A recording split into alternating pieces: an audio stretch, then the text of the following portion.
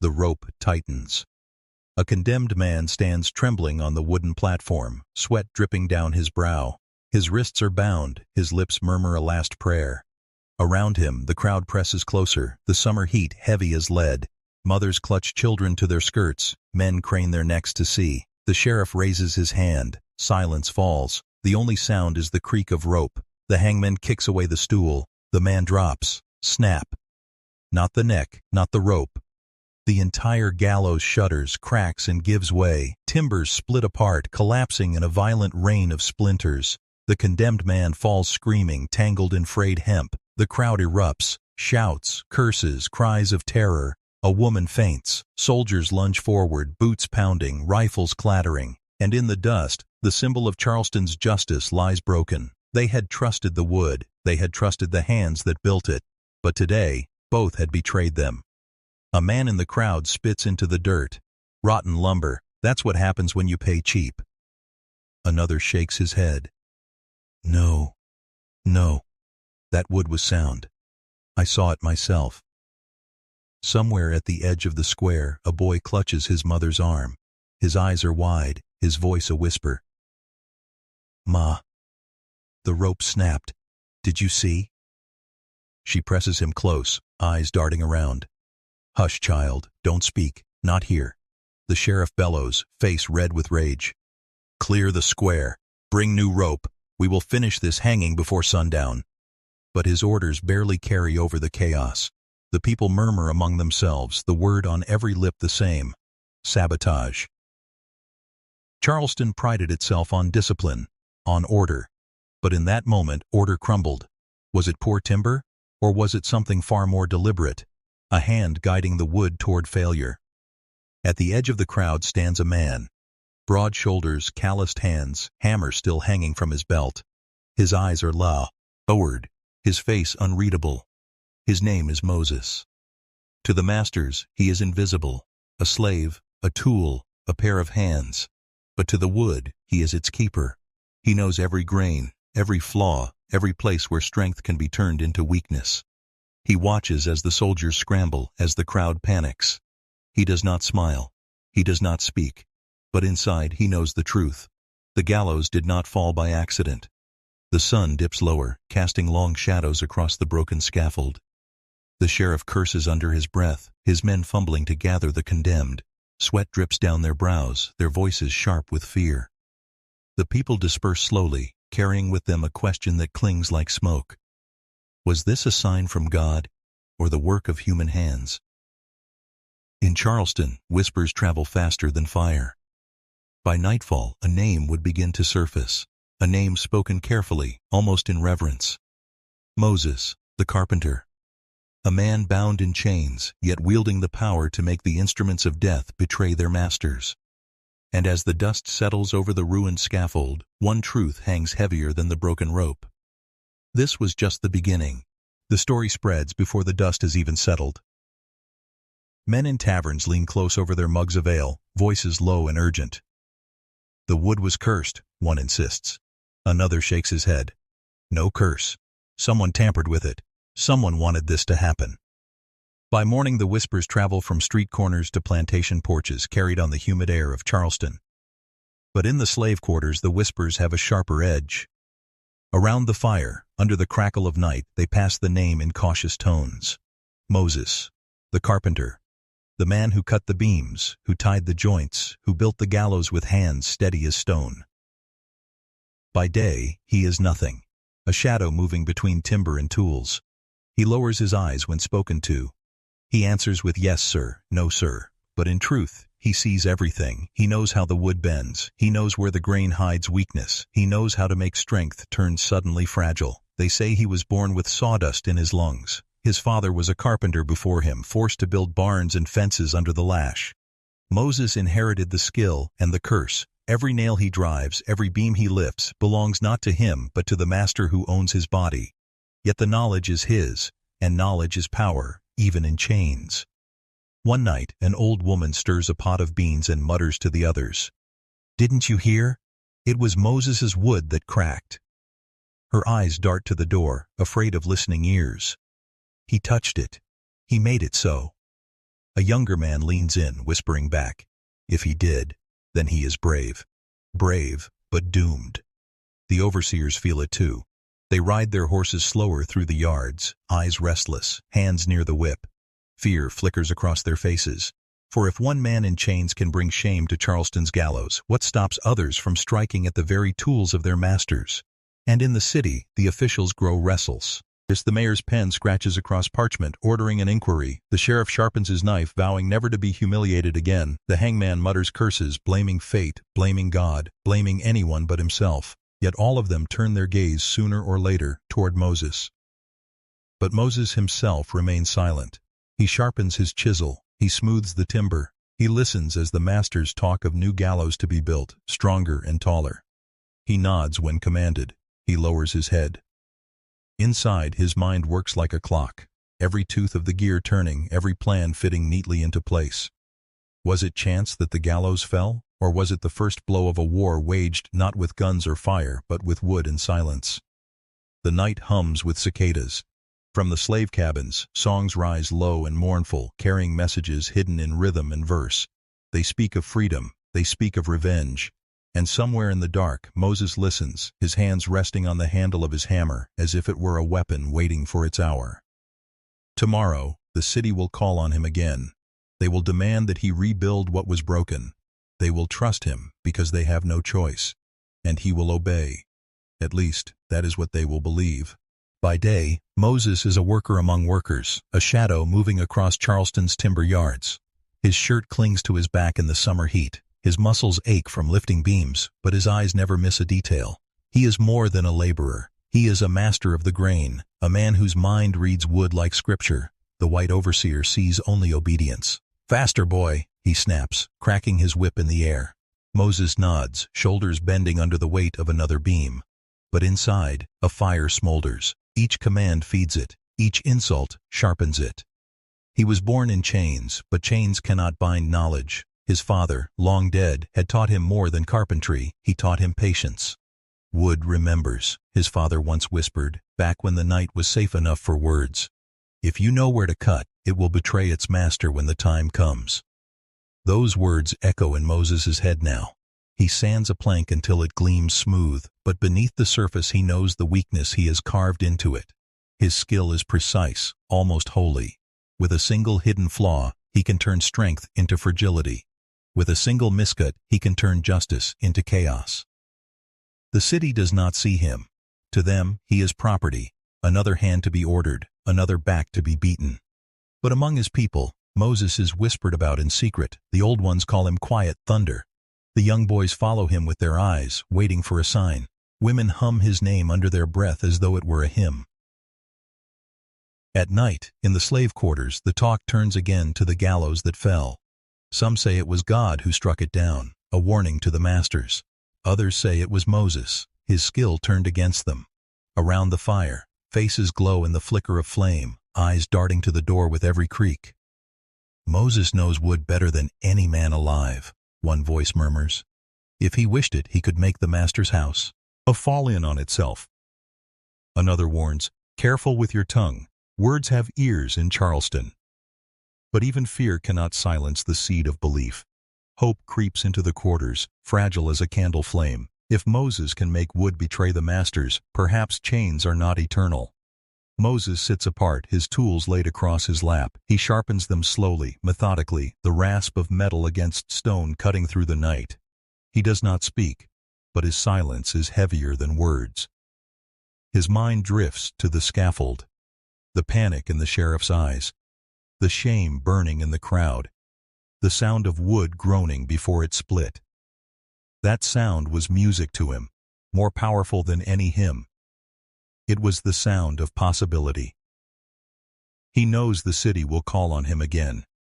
They will demand stronger gallows, taller beams, wood that will not fail. They will trust him to build their altar of death. And when that moment comes, Moses will not hesitate. Because he is not only a carpenter, he is a man waiting for his chance. A man who can turn the master's own tools into his weapon. And in the still night air, as the crickets sing and the fire dies low, Moses whispers to himself the words his father once gave him. "Wood remembers. The order comes sooner than anyone expects. Charleston cannot allow humiliation to linger. The sheriff storms into the mayor's office, slamming his fist on the desk. "We need new Gallows, stronger, taller. This city will not be mocked again." The mayor, red-faced and sweating through his waistcoat, nods. "See it done, and quickly." So the task falls once again to Moses. They summon him at dawn. Soldiers wait at the timber yard, their bayonets gleaming, their eyes hard. The overseer thrusts a paper into his hand, though Moses cannot read it. Orders for beams, posts, iron fittings. He doesn't need letters. He understands the demand well enough. "Build us a gallows that cannot break." Moses lowers his eyes. "Yes, sir." His voice is flat, obedient.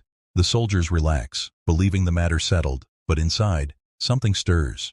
To them, he is a servant. To himself, he is a weapon.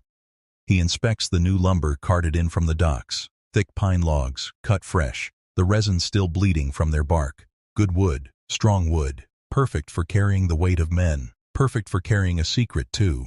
His fingers trace the grain, learning its story. He knows exactly where to cut, exactly where to weaken. As he works, the city watches. White men lean on their canes, nodding at his craftsmanship. "That slave works well," they say, "knows his place." They do not see the calculation in his eyes, the deliberate care in every chisel stroke. Among the slaves, the whispers grow louder. "They trust him again," one mutters while hauling buckets to the well. "Do they not see? Do they not fear?" Another shakes his head, voice hushed. "The masters never see until it's too late." The gallows rises in the courthouse square. Day by day, timber takes shape. The frame towers above the crowd like a dark monument. Children stare at it, shivering. Merchants pass by with wagons crossing themselves. Each night, the scaffold looms larger, casting a longer shadow across the cobblestones. Moses works in silence, but his silence is not emptiness. It is planning. Every notch in the beam, every hidden cut is a choice. He knows which joints will bear weight and which will betray. He builds strength and weakness into the same structure, so cleverly no overseer could tell the difference. At night, back in the quarters, men ask him outright, "Was it you, Moses? Did you make it fall?" He lifts his head slowly, eyes glinting in the firelight. He does not answer. Silence is his shield, silence is his power. But inside he is already shaping the future. They think they have ordered a gallows, but what Moses builds is a stage where their order will break again, a stage where their blood may yet mingle with the sawdust. The hammer strikes echo through Charleston like a drumbeat. Each blow sings of rebellion, though no one but Moses can hear the rhythm. The masters believe they are safe. They believe their carpenter is loyal. They believe wood cannot remember. They are wrong, because every beam he raises, every rope he knots, carries the seed of betrayal. And when the day comes, it will not be the condemned who pay the price. It will be the masters themselves. Whispers slip through Charleston like smoke. In the slave quarters, men huddle low, voices barely louder than the crackle of the fire. "He's building it again," one says, glancing toward the door. "The gallows rise higher every day." Women murmur prayers under their breath, clutching children close, as though words alone could guard them from what's coming. But the talk always circles back to Moses. Some say he is loyal, too beaten down to fight. Others insist he carries fire in his chest, hidden behind those lowered eyes. "He knows the wood," an elder mutters, stirring a pot of cornmeal. "If he wanted to, he could make it betray them again. He could make it fall." The younger ones listen, their eyes wide with wonder and fear. Not everyone believes. Doubt hangs thick. "He is one man," another whispers. "One man cannot fight a city." Silence follows. One man, perhaps, but one man who knows the bones of Charleston itself. The overseers sense something. They linger near the quarters at night, hands on their whips, ears straining for songs that sound too much like secrets. They bark orders harsher by day, hoping to crush whatever spark might flicker in the darkness. Yet their very suspicion proves their fear. And Moses? He says nothing. He lifts beams by day, hammers nails, smooths wood. At night he sits apart, sharpening his tools by the dim glow of the fire. The scrape of stone against metal whispers through the silence, a sound both ordinary and ominous. Some dare to ask him directly, "Moses, did you make it fall?" He looks up, the firelight flickering in his eyes, but no answer comes. His silence becomes its own message. The less he speaks, the more they believe. In the absence of words, a legend begins to grow. Songs change too.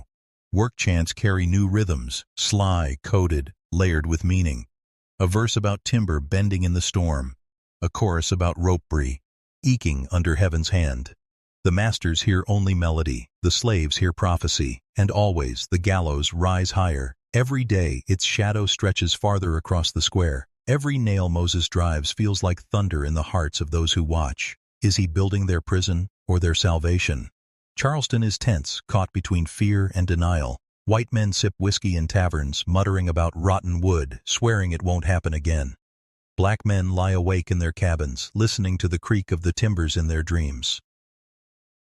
One night, an old woman speaks aloud what others dare not. If Moses is planning something, may God guide his hand. If he is not, may God forgive us for hoping he is. No one replies. The fire crackles. The night presses close, and Moses sits in the shadows, hammer resting on his knee, the weight of silence heavier than any chain. The city believes it is preparing for order restored, but in the quarters, whispers turn into conviction. Something is coming, something hidden in the wood, waiting to be revealed. And when the day arrives, Charleston will not forget the name, Moses. The dawn is pale, the sky washed in gray. The streets of Charleston thrum with footsteps, a tide of people pressing toward the square. Word has spread. Today the gallows will prove themselves. No accidents, no weakness. Justice, the officials promise, will stand tall. The scaffold looms above the crowd, rebuilt higher, heavier, its beams thick as a ship's mast. Fresh pine, sharpened nails, new rope twisted tight. Soldiers stand at attention, drums beat a steady pulse. Moses is already there. He works quietly, checking bolts, smoothing edges with his calloused hand. To most, he is invisible, a laborer in the background. But the slaves watching from the fringes see more. His touch lingers on the joints. His eyes flicker over the frame, reading it like scripture. A whisper ripples through the crowd. This one will hold. Another follows, darker, unless Moses wills otherwise. The condemned man is led out. Shackles clink. He does not resist, though his steps falter when he sees the rope swaying in the wind. Faces in the crowd lean forward, hungry for proof that order has returned. The executioner adjusts the knot, his hands steady. It will not break today, he mutters. Moses hears it, though he does not look up.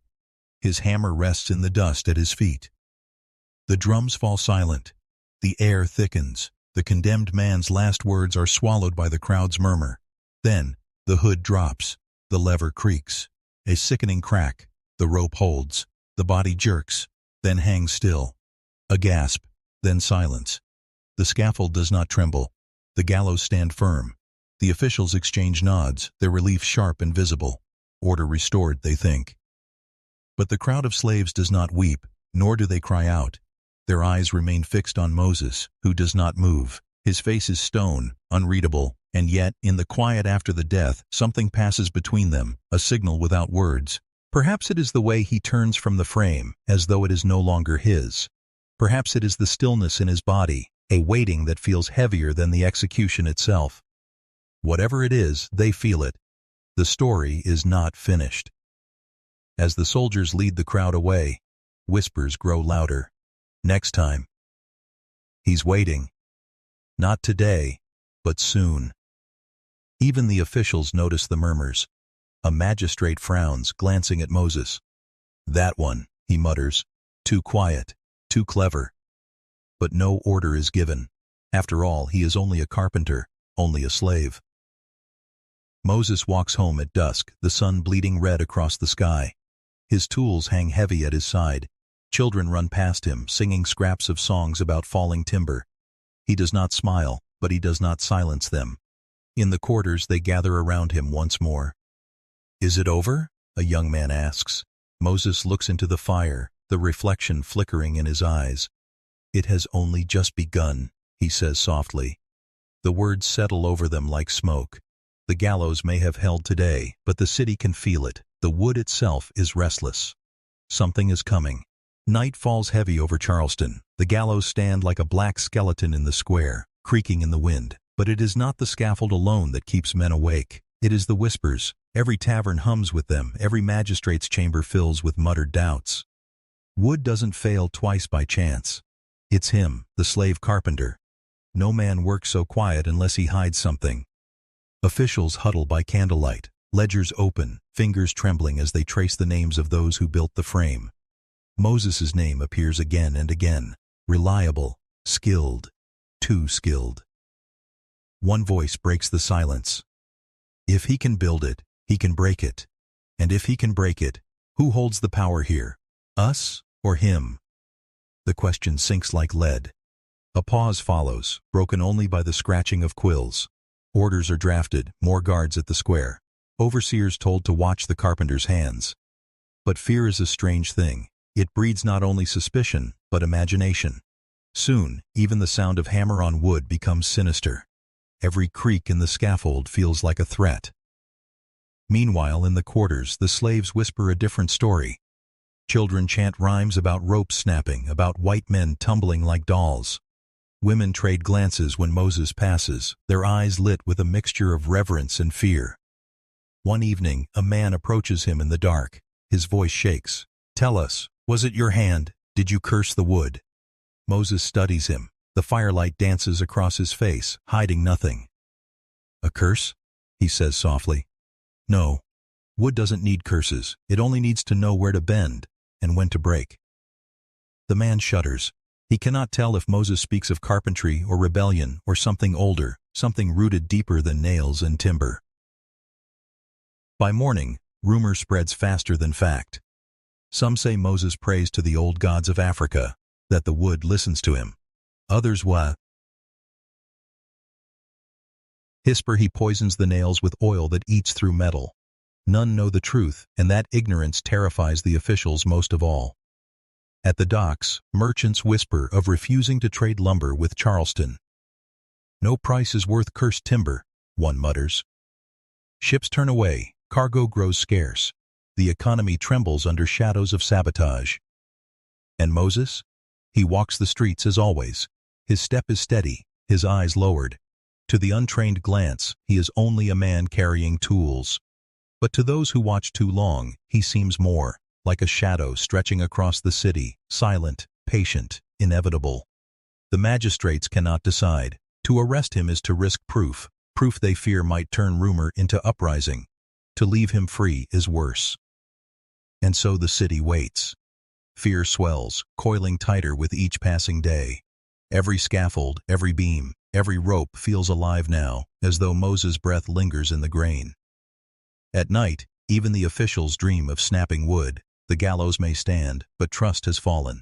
The city cannot breathe under rumor's weight.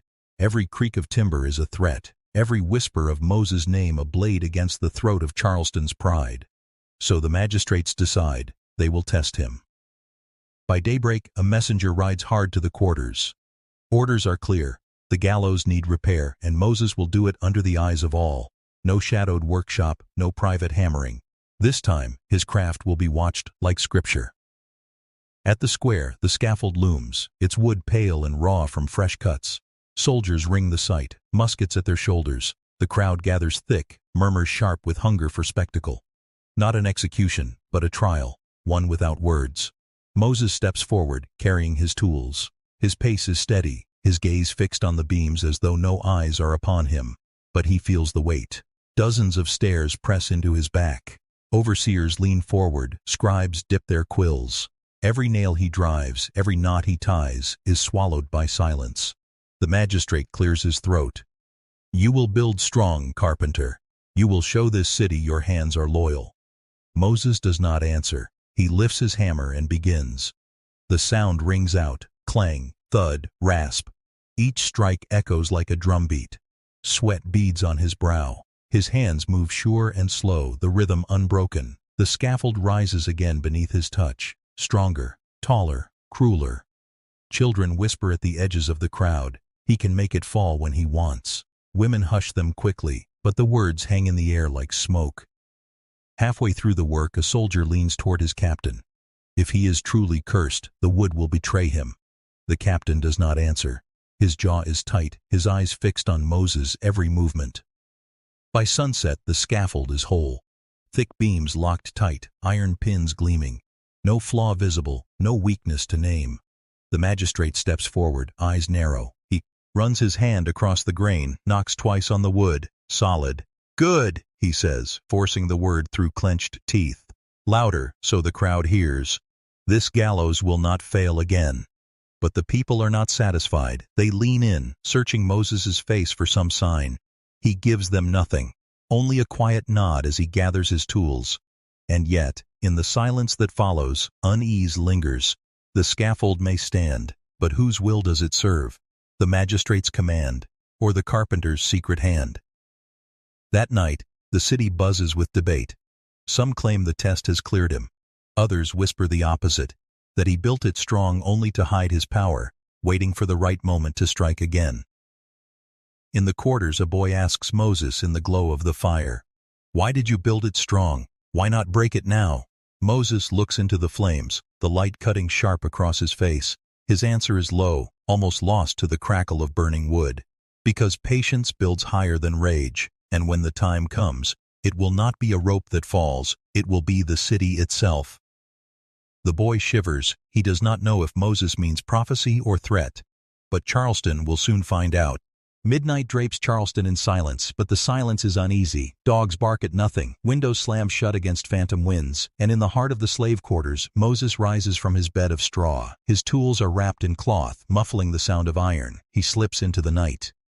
The gallows stand untouched. The officials expect him there, watching, waiting for the bold hand that might undo their scaffold. But Moses does not go to the square. Instead, his feet carry him toward the docks where ships groan against their ropes and warehouses breathe with the smell of tar and molasses. Wood lines the streets, piles of lumber meant for new buildings, fences, and more gallows if needed. Moses runs his palm across the planks, listening. He taps once with his knuckle and the hollow echo tells him what he already knows. The city trusts its timber as it trusts its power. Blindly. By lantern light, he works. A nail loosened here, a joint shaved thin there, oil poured into cracks where no one will look, eating slowly at the grain. The sabotage is subtle, invisible, not meant to collapse tonight but to rot the city from within. Above the docks, the watchman shifts in his tower. He thinks he hears something, wood creaking, softer than breath, but when he peers into the shadows, nothing stirs. Only the quiet figure of a laborer passing, hood low, tools clinking like lullabies. Days later, the sabotage speaks.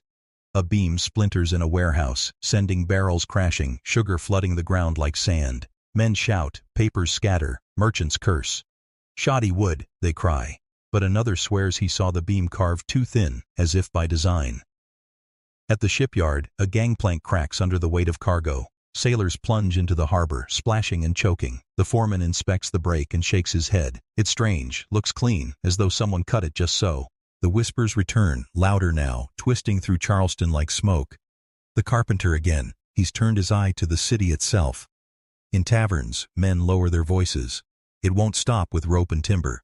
Next it'll be walls, bridges, even ships. Fear builds like a fever. Every sound of splitting wood in the night feels like his hand at work. Meanwhile, in the quarters, Moses sits by the fire. His neighbors watch him in awe, though he never boasts. A woman leans close. "They are afraid of you," she says softly. "They think you can make the whole city fall." Moses lifts his gaze slowly. His voice is calm, but heavy with promise. "Then let them think." Fear builds faster than fire. The room falls quiet. They understand. His war is not only of hammer and nails, but of rumor and dread. By the week's end, Charleston trembles at every creak of lumber, every echo of tools in the dark. Officials double their guards, merchants curse the carpenter's name, but no one dares accuse him openly.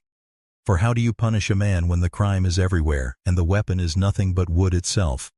And so the city waits, brittle as the beams Moses has already touched, waiting for the snap. The morning sun cuts sharp through Charleston's streets, but the brightness does not comfort. Soldiers march in pairs, their boots striking hard against the cobblestones. Whispers follow them. Today is the day. The magistrates have decided. Moses is taken from the quarters with no warning. Shackles bite his wrists, iron cold against his skin.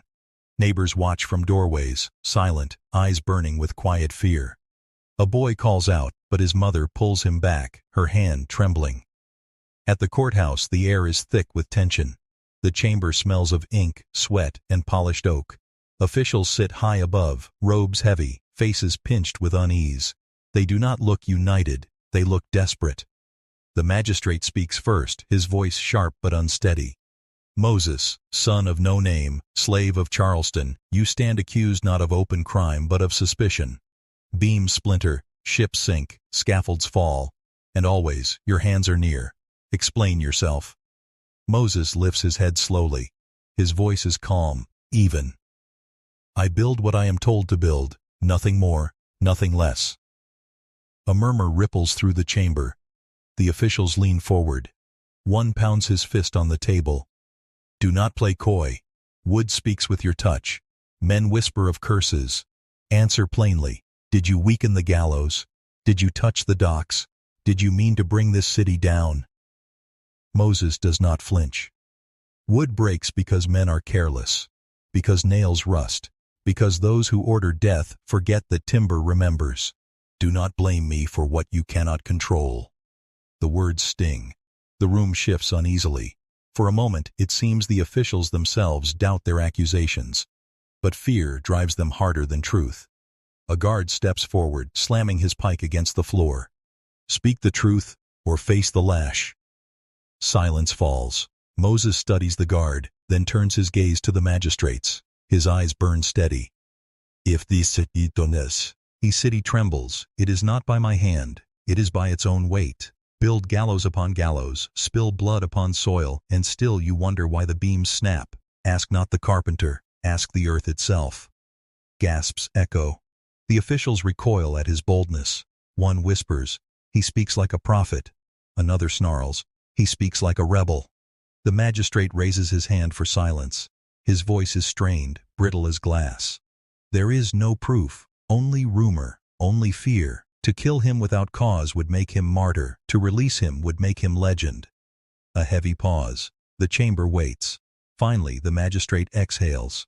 Let him go, but watch him, always.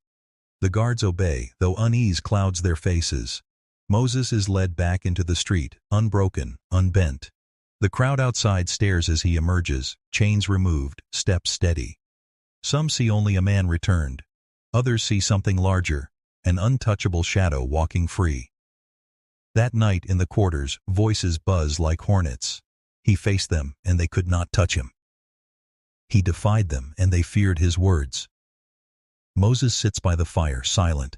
His face gives nothing. But inside, he knows. The city has shown its fear openly now, and fear is the weakest timber of all. Charleston wakes to the sound of boots. Soldiers swarm the streets, muskets glinting in the morning sun.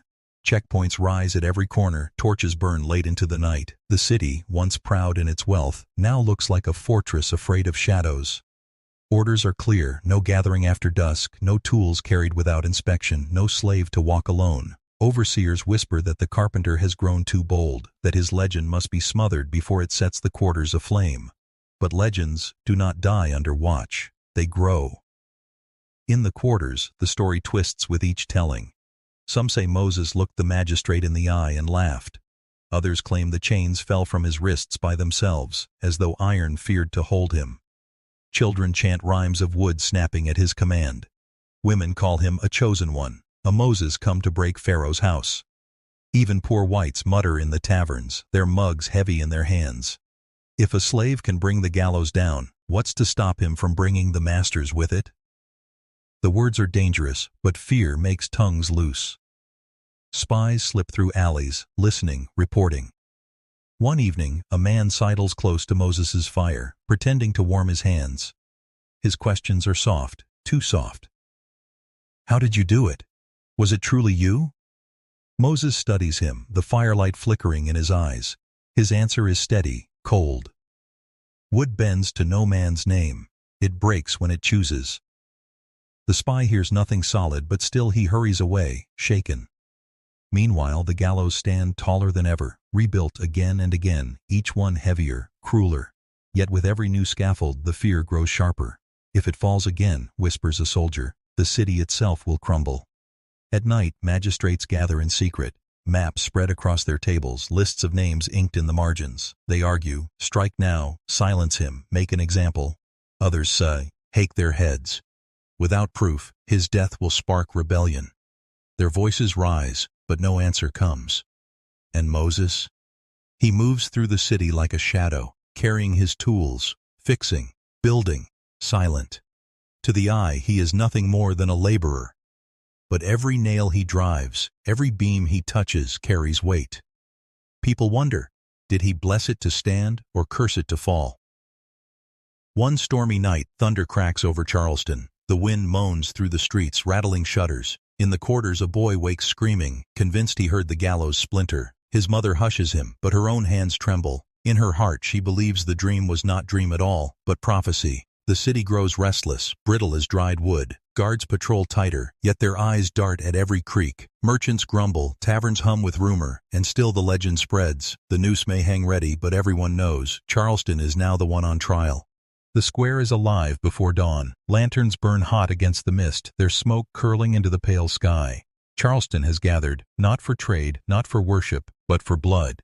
Another execution, another promise that order will hold. The gallows rise in the center, taller than the rooftops, heavy beams gleaming with fresh oil. Officials stand stiff at the edges, their robes brushing the cobblestones. Soldiers tighten their grip on muskets. Today must be flawless. The condemned man is dragged forward, chains clinking like cruel music. His face is gaunt, his eyes swollen with sleeplessness, but his steps do not falter. He glances at the rope, then at Moses, who waits among the workers near the frame. For a heartbeat, their gazes lock. The crowd stirs. Whispers coil through the air. Will it hold this time? Will he break it again? The magistrate raises his hand. His voice cracks against the silence. Today, Charleston proves itself strong. Today, justice stands unshaken. The drums beat slow, steady. The condemned is led up the steps. The rope slips over his neck. The crowd leans forward, every chest tight with expectation. Then, a sound. A groan deep within the wood, faint but unmistakable. The crowd gasps as the scaffold shudders. A beam shifts. Dust trickles down like falling ash. "Hold!" shouts the executioner, panic in his voice. He checks the knots, tugs the rope. The condemned sways, half choked already, his eyes rolling. The soldiers raise their muskets as if guns can steady timber. The magistrate's face drains of color. "Not again," he whispers. The beam holds, but the damage is done. The crowd erupts in shouts, some crying that it is cursed, others swearing they saw Moses's hand twitch. His eyes burn with hidden fire. Mothers clutch their children, men shove toward the exits. Order dissolves into fear. The condemned dangles, choking, half dead. All eyes are on the wood, not his death, but the scaffold's trembling steals the moment. At last the rope holds, the body jerks, then falls still. Silence returns, but it is not victory. It is dread. The slaves at the edge exchange glances. Some smile faintly, others bow their heads. They know what the crowd refuses to name. Fear has swallowed Charleston whole. That night, the taverns boil with rumor. The gallows nearly fell again. The carpenter's curse lingers. Even the wood obeys him. Each retelling twists sharper, darker, until the story is no longer about an execution, but about a man who can bend timber to his will.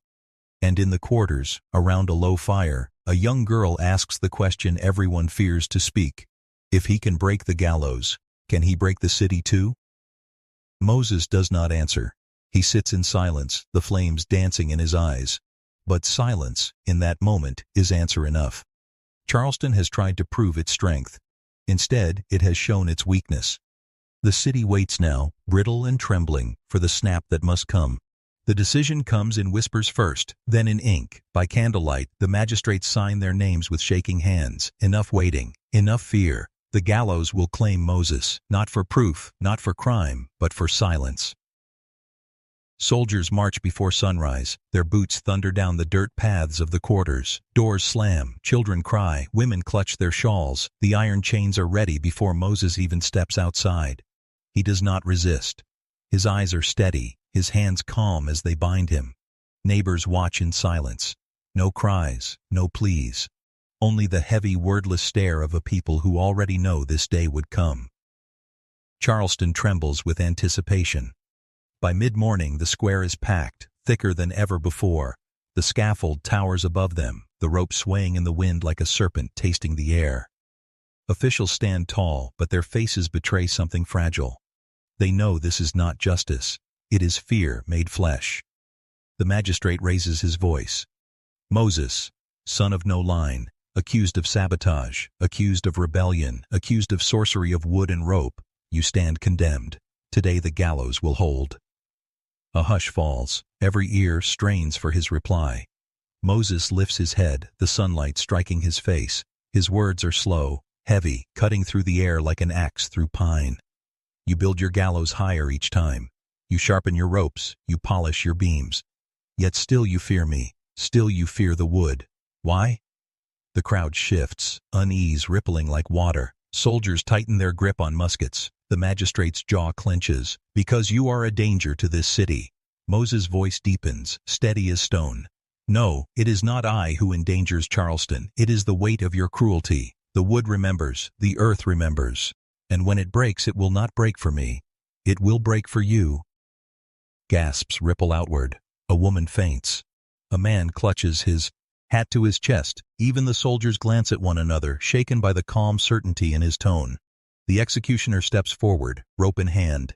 He hesitates only a moment before slipping the noose around Moses' neck. The crowd leans forward, hearts pounding. This is the moment. If the scaffold holds, Moses dies. If it breaks, Charleston itself will unravel. The drums begin, slow and hollow. Boom, boom, boom. The lever waits. And still Moses does not flinch. His eyes search the crowd, not for pity, not for mercy, but for witness. His voice, one final time, rises above the drumbeat. You fear my hands, but it is not hands that undo empires. It is the crack of wood beneath their weight. Remember that sound. The lever creaks. The crowd holds its breath. The scaffold shudders. The drumbeat halts and the lever slams down. The trapdoor flies open, rope snaps taut, and for a breathless instant, Charleston holds its breath. The gallows groan. The beam bends. A crack ripples through the timber like thunder crawling through the earth. Splinters burst into the sunlight, raining down on the crowd. Then, with a sound too raw to be mistaken, the scaffold collapses. Wood shrieks, ropes snap, soldiers tumble as beams crash to the dirt. Dust swallows the square in a choking cloud. Screams rip through the air, women pushing children back, men surging forward, chaos breaking the rigid silence that had ruled moments before. Moses falls, but not to death. The noose jerks loose in the chaos, and he lands hard upon the broken wood. Shackles still bind his wrists, but the rope dangles empty, swinging like a useless relic of power undone. The magistrates shout, their voices cracking. Hold him! Secure the prisoner! But the soldiers are scattered, some injured, some fleeing the collapsing wreck. Muskets clatter to the ground, horses rear in panic, and the order that once bound Charleston slips like sand through fingers. From the crowd, whispers spread into chants. Some cover their mouths in shock, but others, bolder now, let the words fly. The wood refuses. The rope will not hold. God himself denies it. Moses rises slowly amid the wreckage. His shoulders bear the dust of splintered beams, but his eyes burn steady, unbroken. He does not run. He does not hide. He simply stands, framed against the ruins of the scaffold, and the city stares at him as if at an omen. The magistrate's face turns ghost white. His hand trembles as he points. Seize him! Yet the soldiers hesitate. To approach feels like walking into a curse. To touch him is to invite the wrath of whatever force shattered the gallows twice over. Even hardened men look at the broken wood and recoil. The silence after the collapse weighs heavier than any roar. The crowd no longer gasps in fear. They breathe in awe. Some kneel, some weep. Some clutch their children tighter, whispering that they have seen judgment with their own eyes. Moses speaks, voice low, but carrying. You cannot hang what the earth refuses to carry. You cannot kill what your cruelty has already raised up. The wood remembers, and now you will remember too. A murmur rolls like thunder through the square. No one dares to move first. Not the magistrates, not the soldiers, not the crowd. The gallows lie ruined, and with them, Charleston's certainty. For the first time, the city fears not rebellion, but prophecy. Charleston does not sleep that night. The wreckage of the gallows still lies in the square, beams scattered like bones after battle.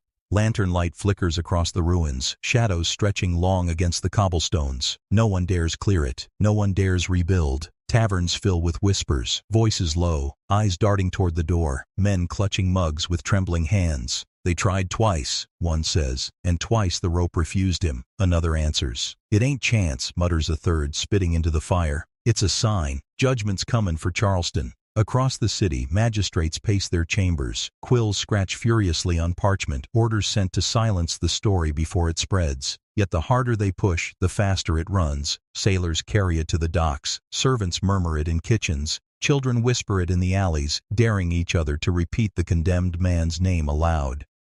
Moses. The magistrates debate by candlelight, their voices sharp with fear. We must try him again. No! To build another gallows is to tempt mockery. The people already see him as untouchable. Then exile. Ship him to the islands. Let the sea swallow him. And if the sea refuses as the rope has? Their arguments circle like vultures, but no answer holds weight. In the quarters beyond the city walls, enslaved men and women sit around small fires, their eyes lifted to the night sky. They speak in hushed tones, weaving the day into legend. They raised the wood, says one. And the wood broke, answers another. They raised it again, and again it fell. Because the earth knows him, because the chains cannot hold forever. Children lean forward, listening with wide eyes, clutching every word as if it were salvation. The story grows taller with every retelling, until Moses is no longer just a man. He is a sign, a warning, a promise. In the streets, soldiers march with muskets at the ready, but their steps lack conviction. Their eyes linger on the ruins of the scaffold. Some cross themselves when they pass it, muttering prayers against curses they cannot name. By dawn, Charleston is divided. Not between free and enslaved, not between masters and laborers, but between those who believe the city has been marked by God and those who tremble to admit it. And Moses, though shackled still in a stone cell, has already slipped beyond their reach. His body is captive, but his story runs free, unstoppable. In the stillness of the jail, he whispers to himself, voice steady, certain. You can bind me in iron. You can lock me behind stone. But the gallows are your chains, not mine. You built them, and they broke for me. Twice. That is the memory you will carry. That is the wound you will never heal. Outside, the sun rises over Charleston, burning red against the sky. The square remains silent, the shattered scaffold untouched, and with every passing hour, the tale grows louder. A city meant to display its power has instead birthed a legend, and legends never stay silent. Night in Charleston grows heavy with suspicion. The gallows lie in ruins, but the city is still shackled by fear. Men in powdered wigs lean close in parlors, whispering over brandy. They debate whether the rope's snapping was chance, sabotage, or divine judgment. None dare say it aloud, but all feel it. Moses has become untouchable, even behind bars. The authorities grow desperate. They summon carpenters to inspect the beams, demanding answers. One old craftsman runs his calloused fingers along the splintered wood and mutters, "This timber was sound when cut. Something changed it from within." His words spread like smoke, fueling rumors that Moses cursed the wood itself. Outside the courtrooms, tension simmers. Merchants glare at sailors who carry tales to the docks. Mothers clutch their children tighter, whispering warnings not to speak Moses' name. Yet in the quarters, his name becomes a prayer. Men whisper it before lifting their tools. Women murmur it over cooking fires. To the enslaved, he is no longer a man. He is proof that the world can crack, that the master's law can fall. One magistrate pounds his desk, voice breaking in rage. We are losing control. If we build another scaffold, and it breaks again, God help us all. Silence answers him. No one dares risk a third spectacle. But whispers turn to boldness. A boy chalks Moses' name on a wall before running into the night. Soldiers scrub it clean by dawn, yet the word reappears, scrawled larger, bolder. Charleston itself seems to be speaking, the city walls carrying the defiance of a man still locked in chains. In the jail, Moses listens to the guards arguing. They should hang him quick and be done with it. Hang him on what? The rope won't take him. You saw it yourself. Their voices fade into silence, broken only by the rattle of keys. Moses sits in the shadows, calm, steady. He does not shout, does not curse. He only watches the candle gutter and whispers, "The fear is not mine anymore, it's yours." And in that moment, Charleston is a city split in two. By law, Moses is a prisoner, but by legend, he is free. Charleston wakes to unease that no sermon can soothe. Church bells toll, but even their iron tongues sound hollow. The gallows remain a scar in the square, rotting beams left untouched, as if no carpenter dares raise a hammer. People cross the street to avoid looking at it, yet their eyes are drawn back, like moths circling a flame. In taverns, rumors boil. A sailor swears he saw magistrates meeting in secret, plotting to spirit Moses away under cover of night. Another claims a preacher warned that if Moses is killed, Charleston itself will be cursed.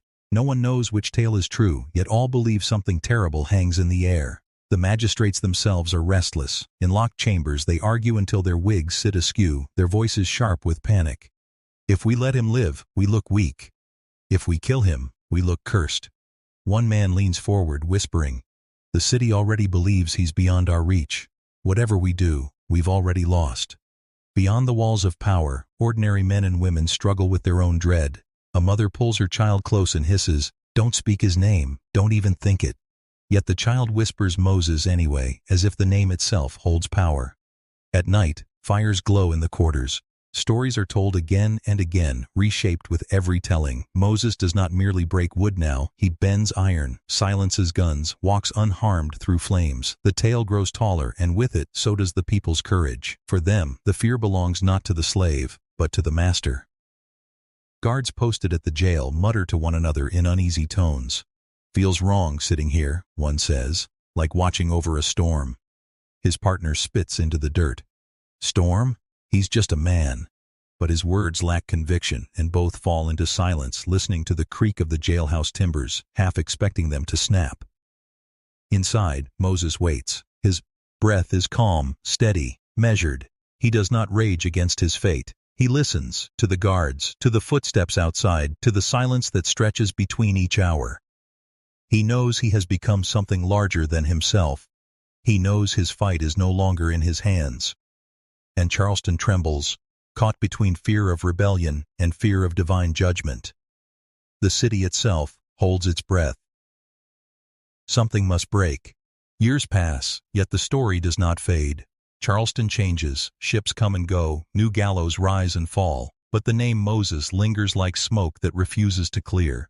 In the taverns, old men still lower their voices when recalling the day the rope snapped, the crowd gasped, and the city felt its grip slip.